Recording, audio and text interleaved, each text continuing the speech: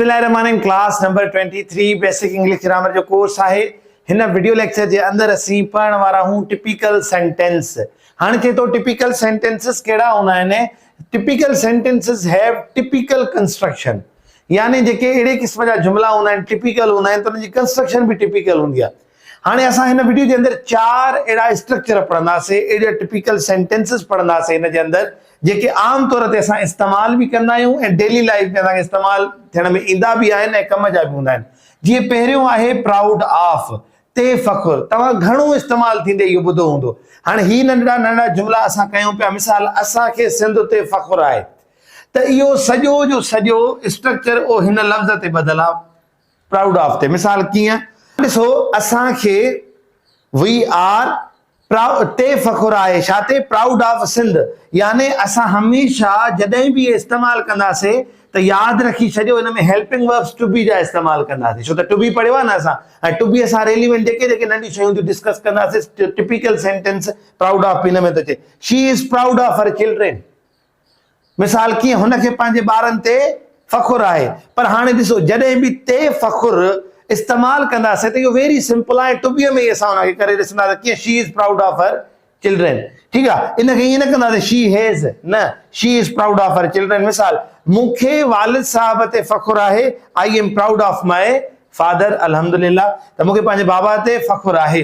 हाणे इहे त जुमला थी विया ते फ़ख्र आहे। मां तव्हांखे इते ई होमवर्क थो ॾियां, कोशिशि कयो त घटि में घटि अहिड़ा 5 जुमला तव्हां पाण बि ठाहियो त तव्हांखे छा ते फ़ख्र आहे। तव्हांखे पाकिस्तान आर्मीअ ते फ़ख्र आहे, पाकिस्तान ते फ़ख्र आहे, पंहिंजे बाबा ते, भाउ ते, भेण ते, जिते बि तव्हांखे फ़ख्र आहे उनजो जुमिलो ज़रूरु जेको आहे सो होमवर्क जे तौर ते प्रैक्टिस जे तौर ते ठाहींदव। हाणे ॿियो आहे त फांड ऑफ। फांड ऑफ जी मतिलबु आहे जो, जी, जा, जूं, शौक़ीन। हाणे मिसाल काई बि मिसाल अली चांहि जो शौक़ीन आहे, हूअ चांहि जी शौक़ीन आहे, उहे चांहि जा शौक़ीन आहिनि, उहे चांहि जूं शौक़ीनियूं या शौक़ीन आहिनि। ठीकु आहे न। सो अहिड़े तरीक़े सां हिन जे करे जो, जी, जा, जूं हिन में ॾिनियूं आहिनि। इहो ई मतिलबु आहे। बाक़ी हिन जो मतिलबु आहे जो शौक़ीन, पाण जेका फीमेल आहे त जी शौक़ीन चई छॾियोसि। अच्छा, हाणे हे बि असां इस्तेमालु कंदा आहियूं ज़िंदगीअ में। मिसाल औरतूं ज़ेवरात जो शौक़ीन आहिनि। ठीकु आहे, वुमन आर फांड ऑफ ज्वेलरीज़। ठीकु आहे, हाणे औरतूं ज़ेवरात जो शौक़ीन आहिनि। हाणे तव्हां ॾिसो वुमन आर सिंपल जी असां टुबीअ में पढ़ी आयासीं, सिर्फ़ु ओहे तव्हां टिपिकल सेंटेंस में फांड ऑफ यूज़ कयो, बाक़ी जेका शइ जंहिं शइ जो शौक़ीन आहे हुनजो वर्ड रखी छॾियो हुते। मिसाल woman are not fond of jewelleries थी वियो, नेगेटिव थी वियो, तव्हां ठाहे सघो था हिनखे। आई एम फांड ऑफ टी, मां चांहि जो शौक़ीन आहियां त हिनजो नेगेटिव कीअं थींदो, I am not fond of tea. Am I fond of tea. मिसाल अगरि मां चांहि थो पियां, मुंहिंजी चांहि तूं पियो त मां चवांसि थो M I fond of T, मां चांहि जो शौक़ीन आहियां। मिसाल कहिड़ो अहिड़े तरीक़े सां। बहरहाल सो हिन जा बि तव्हां ईअं स्ट्रक्चर्स कन्वर्सेशंस ठाहे सघो था, हाकारी, नाकारी, सवाली। पर ॾिसो टू बी टेंस पढ़ियो आहे न, हुन सां रेलिवेंसी रखनि था, इन जे करे हे शयूं तव्हांखे यादि हुजनि। टियों आहे चिल्ड्रेन आर फांड ऑफ टॉफीज़।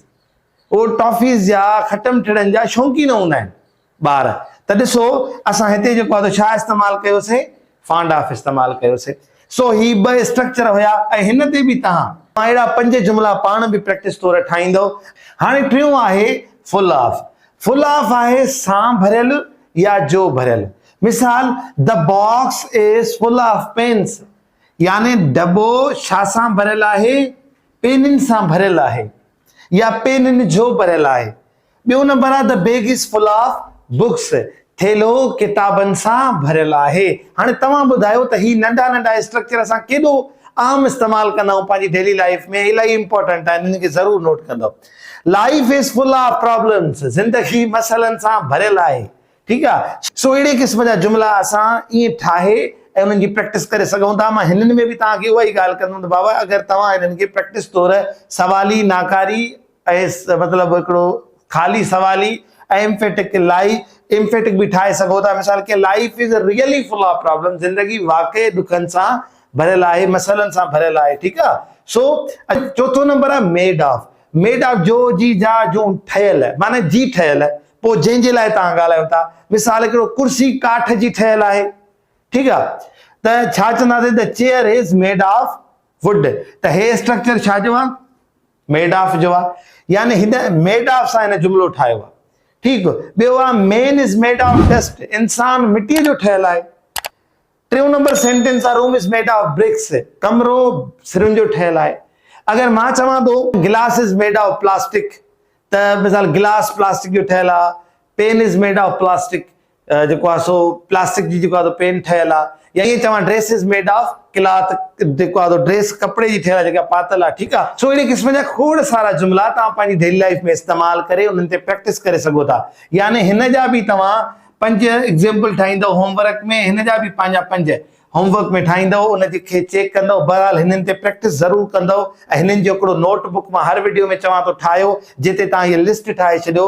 अगरि तव्हां कॾहिं पढ़ायो था, पढ़ो था, कंहिं ते डिलीवर कयो था, त हीअ सभु जो सभु ईअं सम्झो बुकलेट जी फॉर्म में तव्हां वटि मौजूदु हूंदियूं। सो हाणे मां तव्हांखे हिननि जो होमवर्क बि ॾिनो आहे, त सभिनि जी प्रैक्टिस कयो ऐं हिननि खे तव्हां पंहिंजी कॉपी ते नोट कयो। इंशाअल्लाह वरी ईंदड़ क्लास में कोशिश कंदासीं त 5 अहिड़ा टिपिकल सेंटेंस, टिपिकल स्ट्रक्चर असां ज़रूरु पढ़ूं। इंशाअल्लाह वरी मिलंदासीं नई क्लास में। तेसिताईं गॾिजो सिंधी तार सां। अस्सलाम वालेकुम वरहमतुल्लाह।